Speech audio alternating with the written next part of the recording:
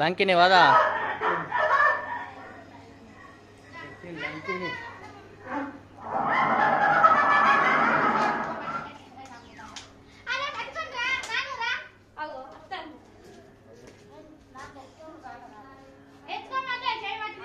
లంకిని వద ఎత్తాంది లంకిని వద ఎత్తాండు ఆంజనేయుడు.